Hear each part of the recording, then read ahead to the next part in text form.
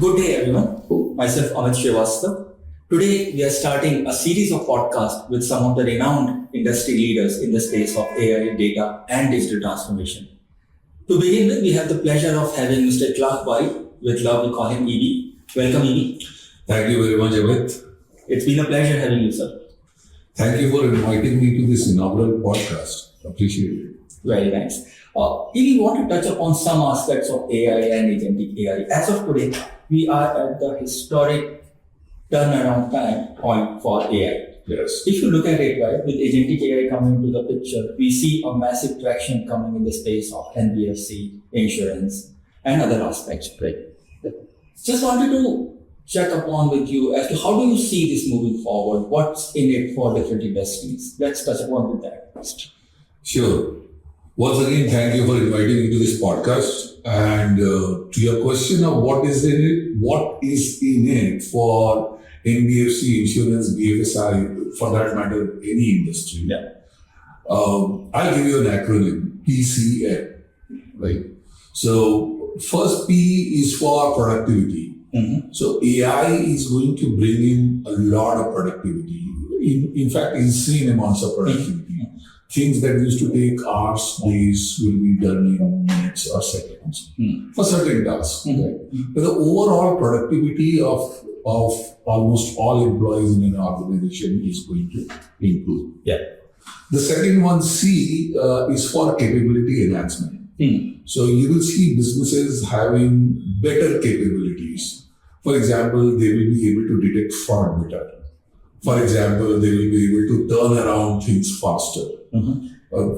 For example, they will be able to process your claims sooner. Mm-hmm. They will be able to underwrite better. They will be able to give loans to new to credit customers. So overall business capabilities will improve. Okay. And the third one is, and this is a very important one to understand, is new products and services. Mm-hmm. So imagine a world where there was no internet or no phones or no computers. Mm-hmm. Digital banking, internet and mobile banking wouldn't be possible. They are possible because of these. So similarly, AI will give rise to new products and services which are not offered today.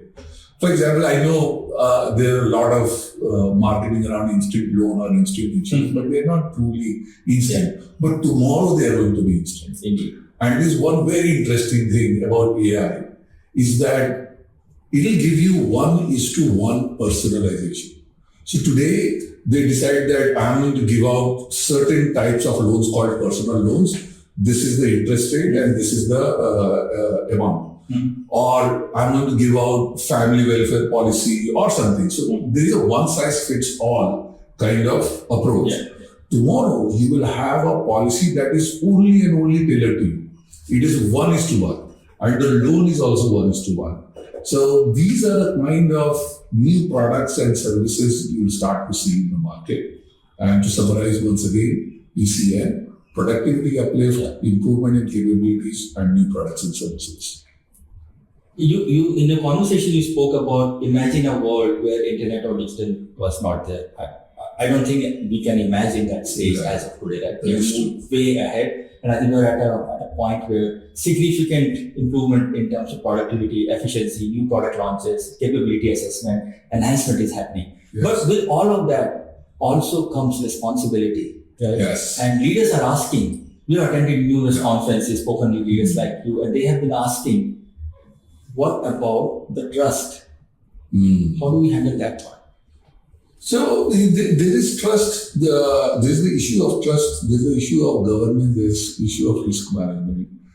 Every technology, without exception, take simple examples like electricity. Yeah, comes with a risk. So it does. Yeah. Internet comes with a risk. Your smartphone comes with a risk. Right. So all technologies come with a risk, and therefore it is extremely important that risk management is equally a part of your transformation as much as doing projects and rolling out AI use cases. Now, what is McKinsey recently, like a month ago, published a state of AI in 2025. And it covered several, I think 150 plus organizations, maybe 1,000 organizations. And they decoded what is the common factor for success. They found out two. Okay. The two things that are common. One is that CEO is leading the change, which I'll come to later now. But a very important and interesting one was companies who are successful have a rigorous AI risk and governance policy. So you have to have a very rigorous AI governance and risk management. That should not mean that you do not do AI. Yeah. It means that do AI, but do it with governance and risk management. In fact, a lot of conversation internally at Kellton as well. This as we have started doing around, right, as to how responsibly we can build our solutions. Yeah. You do take certain guardrails into consideration, for sure. Yeah. Apart from that, what else? How do we build that trust with our partners, with our customers? See, there is a very important concept in AI called human in the loop. Absolutely. Yeah. And human in the loop concept can be applied at while both building AI and at deployment and run. So when you're building a AI model, let's say, I can explain both of these with one example. So let's say you're building a AI-enabled email bot to respond to your customer emails, right? When you're training that bot, the bot will give certain outputs, and during testing, a human is going to look at those outputs and give feedback to the model saying that this is okay, this is working fine, but you need to do better, or in this area, right? So that loop goes on. It's called reinforcement learning. Yeah. So AI becomes better at responding and more guarded at responding. When you deploy that email bot, you do not let that email bot send emails to the customer. You will ask them, what is the email bot for? Well, it will put the email in the draft. The draft is going to be checked by a human before it is sent to the customer. Exactly. So, human in the loop, both at build and at run, is going to be very important to be able to build trust apart from risk management and governance. Yeah. And I think this is a highly volatile space, continuously evolving. A lot will be done. There will be products out there, will be out there in the market. And as well as a lot of emphasis is going to, it's the CEO boardroom conversation that essentially is going to pick up. And we already have seen a lot of traction happening around it. So, Absolutely. So great pointers, PD there. Another thing that when we speak with different leaders, right, one of the core conversation that's coming up with, well, we have identified the use cases. There's a POC that has been done. What is next? What about the adoption? In your opinion or with your experience, what kind of challenges current leaders are facing when they are trying to take the POCs to a production deployment? Okay, I don't know if you have read, but day before yesterday, a study came out saying that 95% of the AI pilots don't give up. My entire LinkedIn feed is filled with that statement. I disagree with that statement because of multiple reasons. Because when you read through, it's a different statement. So you dig behind that. Absolutely. So one would imagine that if 95% of the AI projects are not giving you ROI, the blame is on the AI. But when you read that article, it says that the reason is not that AI capability is not the reason. Absolutely. Right? It is how enterprises approach AI transformation. That's where the opportunity lies. Yeah. Right. So what are we seeing today? First, we are seeing a very pilot-oriented, let's do experiments and pilots. And what happens is when you do pilots that are fragmented or in silos, you will not get ROI. For example, I'm going to use an analogy. Let's say in your house you're having tap water, and let's say the tap water is not the most healthy tap water, right? And you want to install a filter and you want to improve your health. But you say, let me do a POC. Let me have one glass of filtered water, and then we will see if our health improves. Yeah. It is not going to improve with it. You have to run with it continuously. So that research paper itself says that AI does not carry the context. There's a gap between what AI knows versus what it should know about an organization. AI is not deeply integrated into the AI workflow. So the recommendation is instead of pointing out problems, I can share with you what enterprises should do. Okay. Which was your question. Yeah, absolutely. But we got to address the problem first. So one is take an enterprise approach. Don't look at siloed, fragmented pilots. At least try 4 or 5 different pilots. Okay. Stay with them with some time. Let that go deep into your workflow or into your business. Don't do it at the surface. Right? It's like having that one glass of water. Let the CEO lead it and have belief in its transformative capabilities. Why should you have belief? Because you have enough and more information or data on how technology waves have come. Yeah. Imagine saying electricity has come, but you're still on candles. Right? Internet has come, but you're still not using the internet. Computers have come, but you're still on paper. Right? Just allow me to give one example which brings down this ROI mindset. Right? There was a time when there were inter-office memos. Yeah. Before emails. Right. Now, if you are making a pitch to bring in email, what is the ROI you're going to make? Right? That you're going to save paper. Is that the ROI of email? The ROI of email is that faster communication, collaborative communication. You can't measure some of those. But you know email is going to make a difference. So there have been transformative technologies. I know people have their reservations, and that is understandable. At the same time, one should know that this is here to stay and it will transform the world. It is only a question of when, not if, you're going to start harnessing it for the betterment of your business. Interesting point that you made, and that was one of my follow-up questions, because when you say adoption, these are the ways to improve the adoption, right? Stay with a few use cases, go deep. How would you measure the value? At the end of the day, I may go to a CEO and say, I need 6 months of pilot to be run on these across the value chain for these many use cases for 6 months. But his question will be, how are you going to value the ROI? So first, any project, digital, AI or otherwise, should deliver in one of 6 things. Okay, if it is not working on these 6 things, then it is not working. Okay. It should either impact your revenue or your cost or customer experience or operational excellence or your compliance or your risk. These are the 6 things. Okay. Right.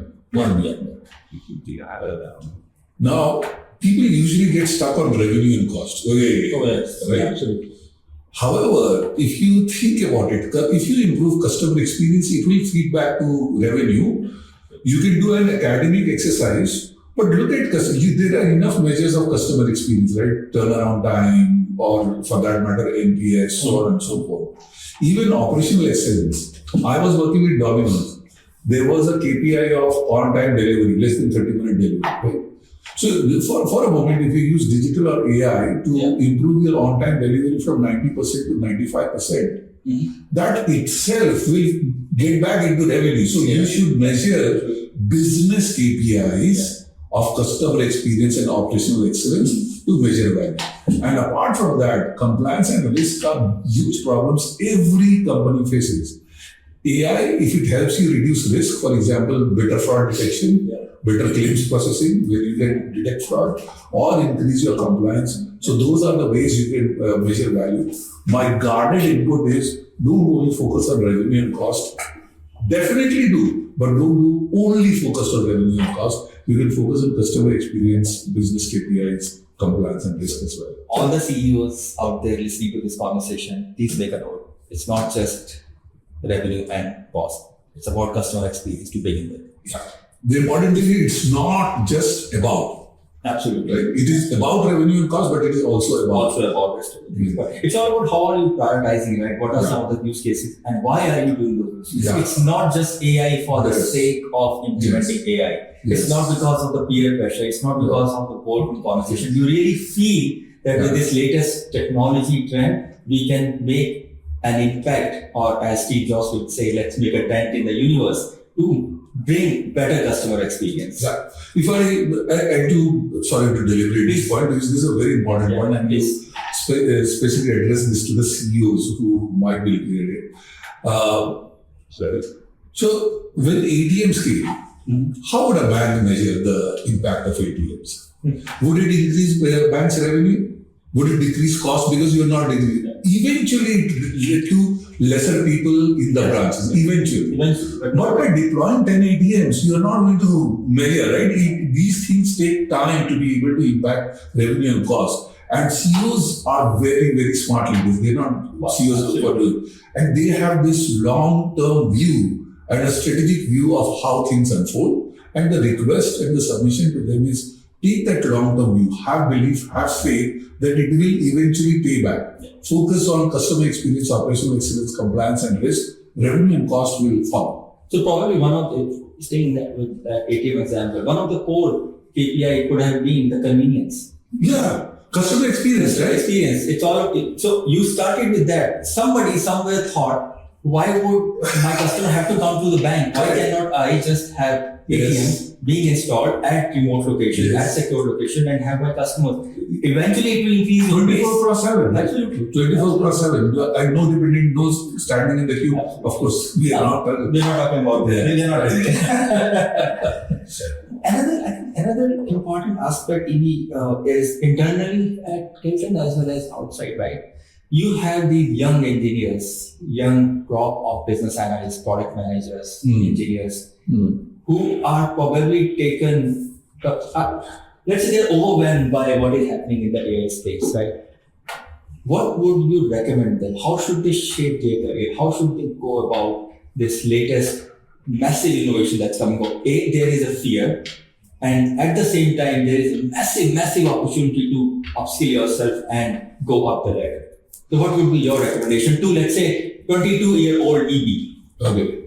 So what I would tell the 22-year-old EB is that I'd ask the 22-year-old EB, what will you do by finding out the answer to the question, will this lead to a job loss? Will AI lead to job loss or not? What will you do? Well, there's nothing you can do with that answer, right? See, the point is, youngsters, including the young EB, should know that asking a philosophical or rhetorical question whether AI is going to lead to job losses, whether the answer is yes or no, will not change how you act. 100%. Yes, absolutely. It is out of the picture. So you can take yes to the answer, you can take no to the answer, but your act will not change. Absolutely. Right? What you need to do is you need to upskill, reskill to be able to either use AI or create AI. If you're an HR, if you're a recruiter, how are you using AI to create JDs for CV ranking, for assessments, and then for overall recruitment process? How are you becoming more productive as a recruiter? If you are a customer service agent, how are you becoming more productive with AI? So everywhere it is about, just like we have learned, like would you hire a person who does not know how to use a laptop? Would you hire a person who does not know how to use basics of Word, Excel or PPT? No. These are taken as basic hygiene skills. So working with AI is going to be taken as a basic hygiene skill. And if you're not working with AI for whatever job role you are in, that's something that you want to work upon. The second thing is, the other side is the creation of AI. So the developers, testers, so on and so forth. So that is a massive opportunity. You will notice that there are layoffs happening in the tech world. Yes. But you will also notice that there are $100 million pay packages being thrown. Yeah. Right? Yeah. So where does this come from? It comes from that there's a huge shortage of talent and skills for AI-related work. So you upskill and reskill on AI. And let that, for your dinner conversations, for your friend conversations, for conversations over a drink, whether AI is going to cause job losses or not, have that debate. But your action should be independent of that answer. Interesting. You summed up very well, but let's look at it from the perspective of business leaders, right? Yes. They are already under tremendous pressure in the current stage we are in. with this additional pressure of continuously keeping themselves up to the pace with all the changes that are happening in the AI space, what would you recommend them? There are hundreds of articles, hundreds of new models coming up on a daily basis. Today it was XYZ 2.0, tomorrow it will be XYZ 3.0, and not just one XYZ, right? There are A, B, C, D, E, F, G, H. A lot of these things are happening. How would a business leader keep himself or herself relevant on top of already existing fashion? Right, and that's a big one. And for leaders, this is a huge challenge. Just the business as usual takes up 120% of the time. Absolutely. Now there's this new change that is coming, and how do you deal with it? My answer is actually a simple one. Leaders have gone through this with digital. If you wind back 10 years, 12 years, there are many leaders, manual processes, paper-based processes, processes were not digital. And we went through digital transformation. So all of those lessons, whatever the lessons from there, it needs to be driven from the top. Yeah. So, and you need to see that the opportunity that it brings, as I said, in the long term, there are leaders who don't believe in digital, and there are leaders who believe in digital. Companies who have digitally transformed themselves have leaders who believe in digital. So believe in AI as a transformative potential. I wanted to tell you three things, please here. Right. Productivity, capability, and new products and services.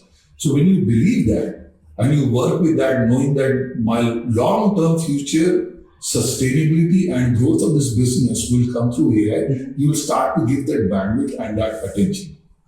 As far as it is a very important thing, not only the CEO, but CXOs also. If you don't take ownership, the mistake that leaders can make is look at the chief AI officer or chief technology officer or chief digital officer.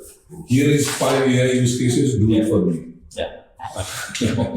That is the cart leading the horse. Right? You got to be the horse leading the cart. So you have to take ownership. That's one thing that I would say. Second thing is, I forgot to mention this in the mistake that enterprises are making with pilots, is they're trying to do it by themselves. Right? And it is very important. It is very important. And sometimes when you do it by yourself, you're building things. You don't need to build an LLM. Oh, absolutely. Yeah. Right? You don't even need to fine-tune an LLM. Right? For you to get in-house capability to deploy AI at scale is going to take you 2-3 years. Yes. Right? Therefore, have partnerships. Have consultants that you believe in. Have partners like Kellton who are specialized in delivering, building, and deploying AI solutions. So take ownership. It is change management. You have done it before, and have specialized partners. This analogy or the parallels between digital transformation and AI, right? And you spoke about leaders believing in themselves, giving themselves more time. This essentially what you are saying, there is a mindset change that has to happen, right? So essentially from your perspective, what shifts do you see in the leadership mindset, right? To keep themselves abreast with this, I won't say just agentic AI way, I would say an overall transformation way that is coming. What mindset change do you expect leaders to go through or keep with themselves? I'm repeating this point, but I'll put it another from another end. AI comes with risks.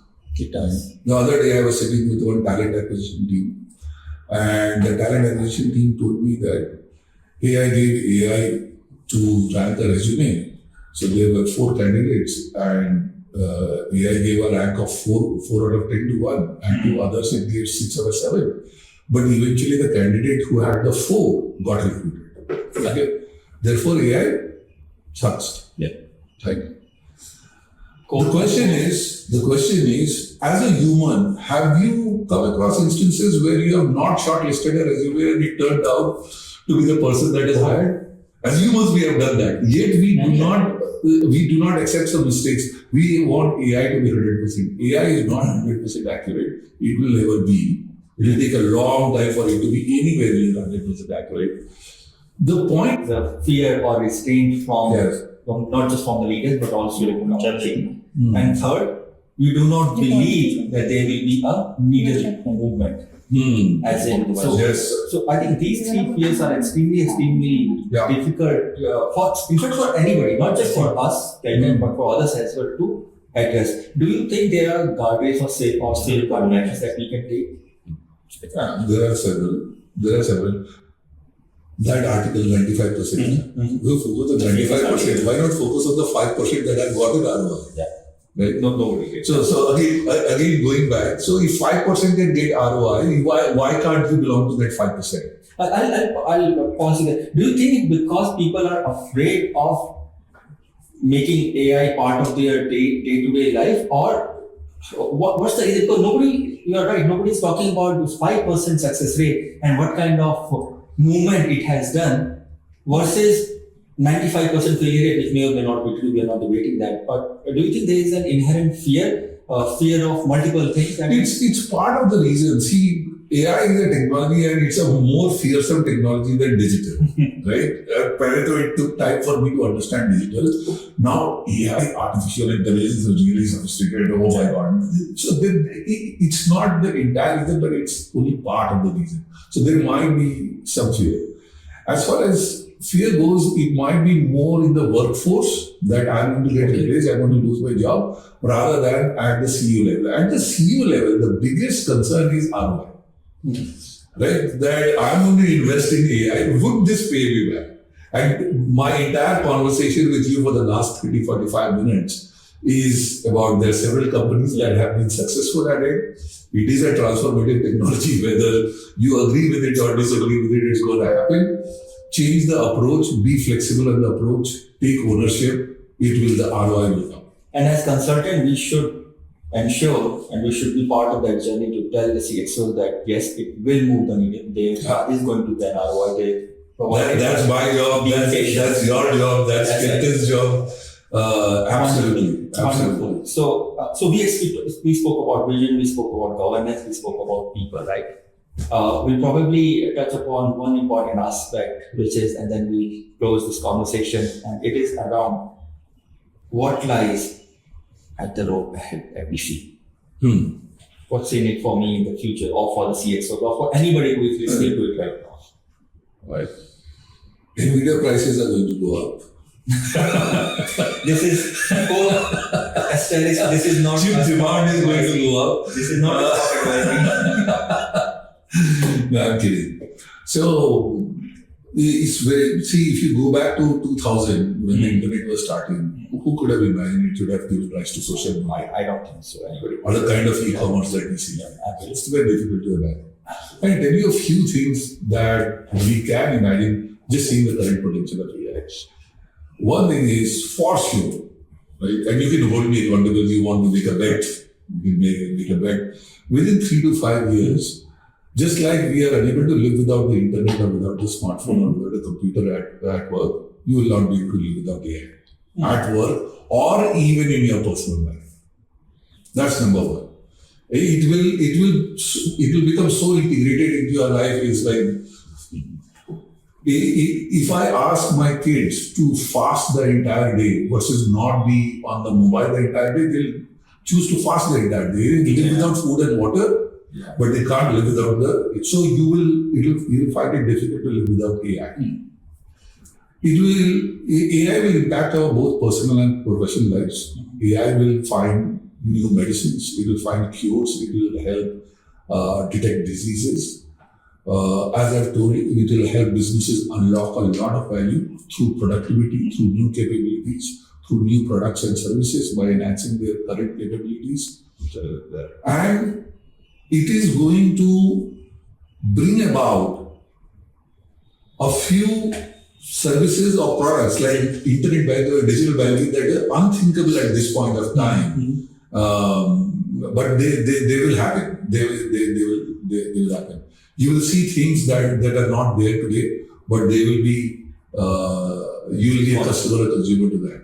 So as if I ask you as a business leader, what should I start preparing for? How do I understand there's a lot of work that has already been done. I have put guardrails around it. But as a business leader, what should they start preparing for? let's say in the time horizon.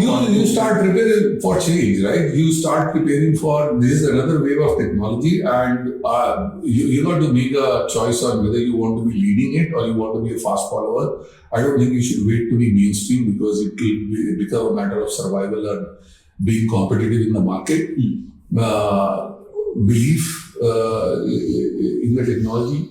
One approach that I would suggest is don't take the automation approach. Automation is replacing human intelligence with artificial intelligence. Take the augmentation approach, which is augmenting human intelligence with artificial intelligence. How do I make my recruiters more productive? How do I make my call center more productive? How do I make my sales people more productive? Instead of how do I replace my recruiters? How do I replace my call centers? How do I replace my sales people?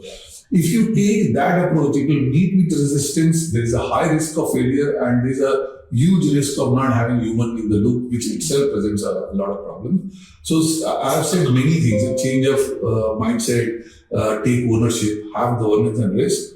At the same time, the approach should be augmentation, not automation. Awesome. Thank you so much. And one last question, and then we will let you go. One advice.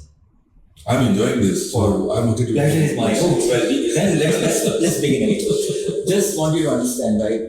One advice that you will give for anybody who's listening this. It could be a CXO, it could be a fresher, it could be anybody from any stream, any domain, any department, any. Sure. One advice.